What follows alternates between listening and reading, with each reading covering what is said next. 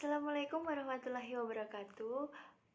Yang kami hormati Ibu Linda Solihah, SEME, selaku dosen pengampu dari mata kuliahan Manajemen Pemasaran kelas Ekonomi Syariah J semester 5. Baik, sebelumnya perkenalkanlah kami dari kelompok 2 dengan saya, Risa Wardana, dan dua teman saya, yaitu Rizky Rahmawati dan Saidati Nur Asisah. Nah, kami dari kelompok 2 akan mempresentasikan pada kesempatan kali ini yaitu dengan tema menganalisis pasar konsumen. Sebelum ke materinya, saya akan sedikit menjabarkan apa itu pasar konsumen. Nah, jadi di sini istilah pasar konsumen itu merupakan sebuah atau sekumpulan orang yang akan membeli produk-produk dari suatu perusahaan. Nah, mengapa kok perlu dianalisis? Karena dengan kita menganalisis tingkah dari konsumen tersebut, tingkah laku dari konsumen tersebut, kita akan mendapatkan rincian-rincian bagaimana tingkah lakunya dan faktor-faktor apa saja yang menjadi pengaruh dalam tingkah laku konsumen dalam membeli produk perusahaan. Nah, tidak hanya untuk faktor-faktornya saja, tetapi tentang psikologis konsumen tersebut dan juga bagaimana keputusan pembelian konsumen. Nah, selengkapnya akan dijabarkan dan akan dijelaskan pada materi berikut ini. Baik, langsung saja materi yang pertama yaitu tentang perilaku konsumen. Jadi, perilaku konsumen itu merupakan studi tentang bagaimana suatu individu, kelompok, maupun organisasi dalam memilih, membeli, dan menggunakan bagaimana produk, jasa, ide, maupun pengalaman yang dapat memenuhi kebutuhan dan keinginan mereka sendiri. Nah, terdapat faktor-faktor yang mempengaruhi perilaku pembelian konsumen. Yang pertama yaitu faktor budaya. Faktor budaya ini dianggap paling mendasar dari keinginan pembelian dan tingkah laku seseorang, karena budaya itu sendiri tumbuh dalam suatu masyarakat sejak kecil.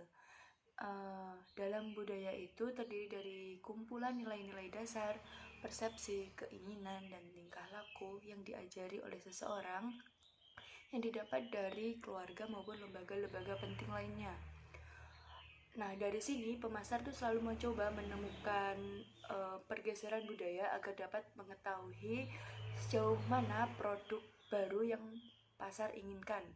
Jadi pemasar itu harus benar-benar memperhatikan nilai-nilai budaya yang ada di setiap negara untuk memahami cara yang terbaik memasarkan produk mereka dalam jangka yang panjang. Nah, dalam budaya itu sendiri terdapat subbudaya atau subkultur yang meliputi agama, ras, suku, wilayah, dan keadaan geografis. Nah, contohnya dalam hal ini yaitu pergeseran budaya dalam hal pakaian informal. Jadi, banyak perusahaan yang memproduksi pakaian-pakaian informal atau pakaian santai di mana untuk meningkatkan permintaan produksi dari konsumen itu sendiri. Lalu dalam faktor budaya ini juga ada pemasaran multikultur. Pemasaran multikultur itu merupakan sebuah praktik pemasaran kepada satu atau lebih dari konsumen dan diakulturasi dari etnis yang berbeda, dari etnis domestik dan etnis asing. Nah, biasanya pemasaran multikultural ini memanfaatkan referensi budaya dari kelompok etnis yang berbeda. Contohnya seperti bahasa, tradisi, perayaan agama, dan konsep lainnya yang dapat berkomunikasi dan membujuk audiens. Berikutnya yang kedua yaitu faktor sosial. Nah, faktor sosial ini dari peran yang meliputi kegiatan diharapkan akan dilakukan oleh seseorang, dan status itu merupakan kedudukan seseorang yang ada di masyarakat. Jadi masing-masing peran itu dapat menghasilkan status, sehingga dari sini pemasar menyadari potensi yang sebagai simbol status dari produk dan merek mereka sendiri. Dalam hal ini dibedakan menjadi dua jenis kelompok, yaitu yang pertama kelompok primer atau primary group, yaitu dengan siapa seseorang berinteraksi secara terus-menerus dan dapat secara pokok atau secara dominan dapat mempengaruhi tingkah laku konsumen.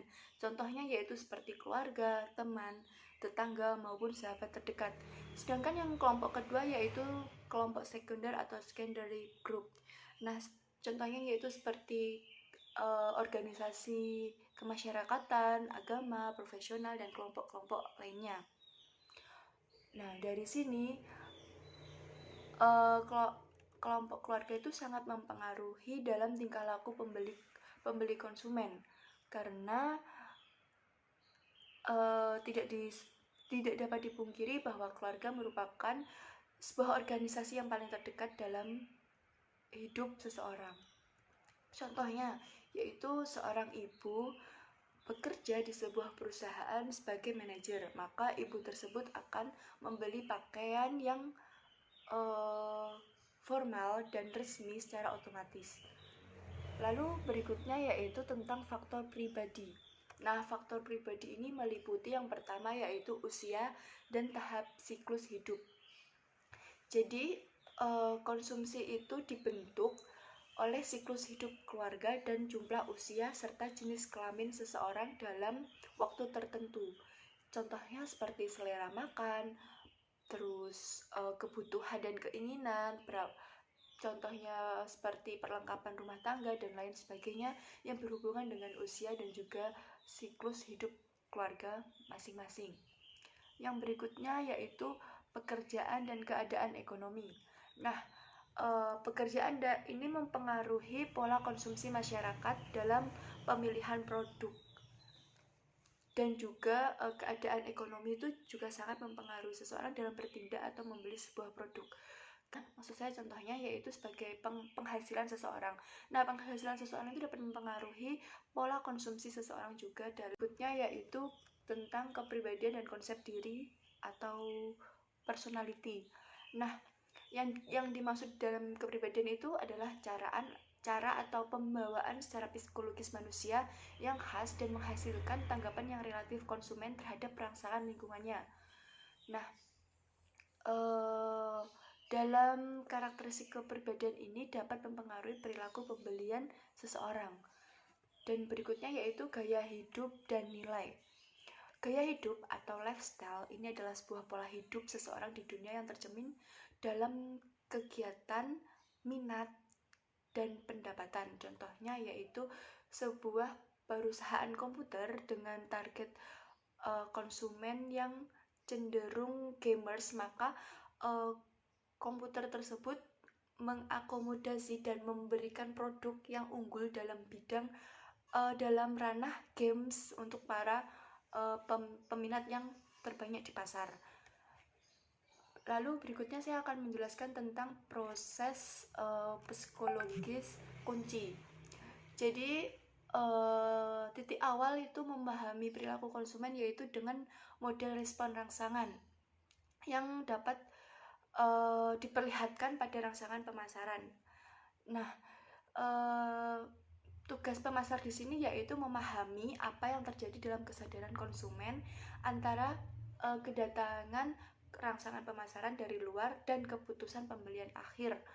Dan faktor-faktor yang mempengaruhi yang pertama yaitu motivasi.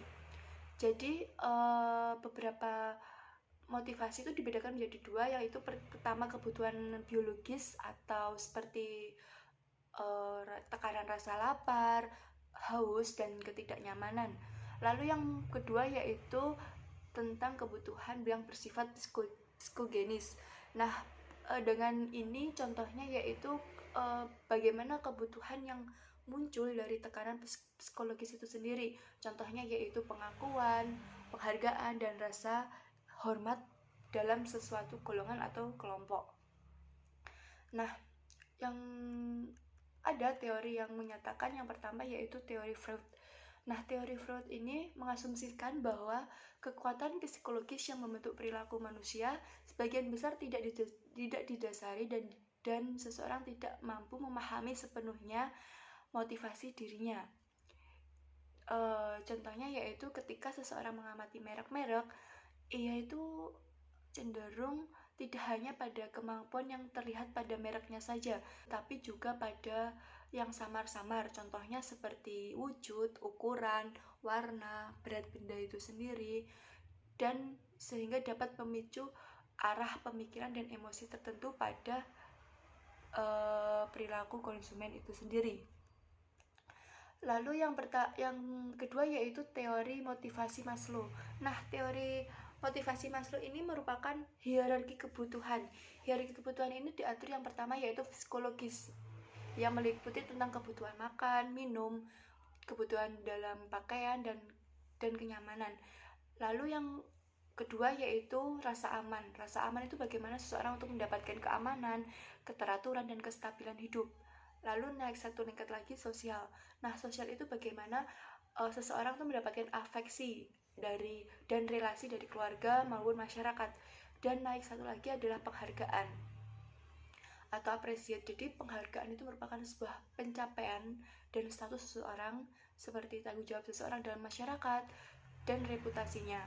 Lalu naik tingkat lagi yaitu sebagai aktualisasi diri. Nah, aktualisasi diri ini merupakan sebuah pengembangan diri dan pemenuhan ideologis dalam diri sendiri. Lalu yang berikutnya yaitu teori tentang Herzberg. Jadi teori Frederick Herzberg ini mengembangkan dua faktor yang membedakan.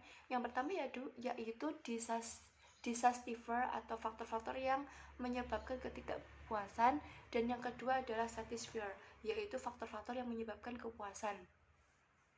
Jadi dalam teori ini mempunyai dua implikasi.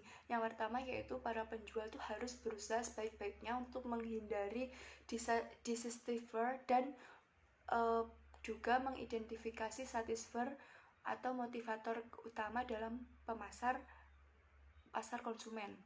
Nah, yang berikutnya yaitu tentang persepsi. Yaitu persepsi itu menginterpretasikan informasi guna dapat membentuk gambaran yang berarti dan mengenai produk itu sendiri. Nah, orang-orang itu cenderung memiliki persepsi sendiri dan memiliki kecenderungan yang berbeda atas objek yang sama dengan proses yang pertama yaitu melalui perhatian. Jadi melalui perhatian ini para pemasar harus bekerja keras dalam rangka menarik perhatian konsumen sehingga konsumen itu dapat membeli produk mereka sendiri. Yang kedua yaitu distorsi selektif. Jadi distorsi selektif ini bagaimana kecenderungan menafsirkan informasi yang sesuai dengan prakonsepsi masyarakat. Yang ketiga yaitu ingatan selektif, yaitu orang-orang itu banyak melupakan hal-hal yang mereka pelajari, tapi cenderung mengingat informasi yang mendukung pandangan dan keyakinan mereka terhadap sesuatu. Dan yang terakhir yaitu persepsi bawah sadar. Jadi bagaimana bawah sadar itu langsung membutuhkan keterlibatan dan pemikiran yang aktif melalui pemikiran konsumen. Berikutnya yaitu pembelajaran. Nah, pembelajaran ini mengajarkan pemasaran bahwa mereka dapat membangun permintaan untuk sebuah produk dengan mengasosiasikan dengan dorongan yang kuat dan menggunakan petanda yang memotivasi dan juga menyediakan penguatan yang positif. Yang pertama yaitu adanya dorongan. Dorongan itu merupakan perangsangan interval yang kuat dan mendorong tindakan. Contohnya yaitu sebuah perusahaan itu akan memasuki pasar dengan menawarkan bujukan yang sama. Nah, dengan hal ini tuh akan dimanfaatkan oleh pesaing lainnya dan memberikan konfigurasi insert yang serupa. Karena pembeli itu bersifat general atau cenderung mengalihkan kesetiaan pada merek yang mirip secara universal. Nah, yang berikutnya yaitu diskriminasi. Kenapa diskriminasi? Karena dalam perusahaan itu dapat merancang mereknya agar dapat menarik dan menciptakan citra dari produk itu sendiri. Contohnya yaitu dapat memberikan atau memancing isyarat dari perpindahan merek. Lalu berikutnya yaitu tentang kepercayaan dan sikap. Jadi para produsen itu sudah tertarik pada kepercayaan yang dianut seseorang tentang produk maupun jasa mereka. Jadi kepercayaan ini membentuk citra sebuah merek atau produk, dan juga sebuah sikap menggambarkan penilaian kognitif yang baik maupun tidak baik. Contohnya yaitu pada Apple. Jadi secara tidak langsung seseorang itu atau banyak konsumen menggambarkan bahwa Apple itu adalah sebuah merek yang elit. Jadi mereka percaya bahwa produk Apple itu merupakan produk yang unggul dan elit, sehingga dengan harga yang tinggi maka konsumen tetap akan memilih Apple karena memiliki fitur-fitur dan cenderung citra yang elit. Lalu berikutnya yaitu tentang memori. Nah, proses memori itu adalah bagaimana proses yang konstruktif. Jadi tidak ingin mengingat informasi dan kejadian yang lenyap dan lengkap serta akurat. Lalu pemrograman memori yaitu menggambarkan bagaimana dan di mana informasi masuk ke dalam memori konsumen itu sendiri. Jadi itu pembahasan dari saya. Selanjutnya akan dilanjutkan oleh teman saya. Terima kasih. Di sini saya akan menjelaskan mengenai keputusan pembelian. Keputusan pembelian merupakan pemikiran di mana individu mengevaluasi berbagai pilihan dan memutuskan pilihan pada suatu produk dari sekian banyak pilihan. Menurut Kotler dan Armstrong, konsumen akan melalui 5 tahap dalam pengambilan keputusan pembelian. Kelima tahap tersebut yakni sebagai berikut. Tahap yang pertama yaitu pengenalan kebutuhan. Pada tahap ini yaitu tahap pertama dalam proses keputusan pembelian di mana konsumen menyadari suatu masalah atau kebutuhan. Lalu yang kedua, tahap pencarian informasi, di mana pada tahap ini konsumen ingin mencari informasi lebih banyak. Konsumen mungkin hanya memperbesar perhatian atau melakukan pencarian informasi secara aktif, bisa melalui media sosial dan lain sebagainya. Lalu yang ketiga yaitu tahap evaluasi alternatif, di mana pada tahap ini pembeli menggunakan informasi untuk mengevaluasi merek alternatif dalam sekelompok pilihan. Lalu yang ke tahap keempat yaitu keputusan pembelian, di mana keputusan pembeli tentang merek mana yang paling disukai, tetapi dua faktor bisa berada di antara niat pembelian dan keputusan pembelian. Lalu yang terakhir yaitu tahap perilaku pasca pembelian. Pada tahap ini konsumen mengambil tindakan selanjutnya setelah pembelian berdasarkan kepuasan atau ketidakpuasan mereka terhadap merek yang mereka beli. Selanjutnya adalah yang terakhir, pola perilaku e-consumer. Perkembangan zaman di era modern ini memberikan perubahan teknologi bagi konsumen dalam berbelanja. Konsumen tidak harus mengunjungi tempat penjual, melainkan bisa membeli melalui website, marketplace, WhatsApp, dan lain-lain. Perubahan ini juga terjadi pada sistem pembayaran tunai, baik menggunakan kartu debit ataupun kredit, beralih ke pembayaran secara digital dengan berbagai aplikasi yang dikeluarkan oleh. Komunikasi pemasaran yang dilakukan secara digital merupakan strategi pemasaran yang menggunakan media digital untuk berkomunikasi dengan konsumen secara online. Pembayaran dompet digital telah populer dan paling diterima sebagai metode pembayaran yang muncul di negara maju dan berkembang. Dompet digital terus tumbuh dan mempengaruhi banyak faktor, seperti peningkatan penyebaran, penetrasi seluler, inklusi keuangan, lebih nyaman, lebih cepat, dan lebih ekonomis pembayarannya. Pembayaran secara digital seperti ini mempunyai fungsi yang penting dalam pembentukan ekosistem, mulai dari pengaturan institusi keuangan, manufaktur alat, pengecer atau penjual, hingga konsumennya sendiri. Data yang dirilis pada Agustus 2020, GoPay dan OVO masih dominan sebagai aplikasi digital. Kemudian keluar atau muncul aplikasi Dana dan naik posisi menggantikan Link Aja.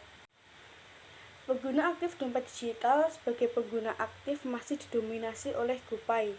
Di Indonesia terdapat 38 dompet digital yang diakui oleh Bank Indonesia secara resmi.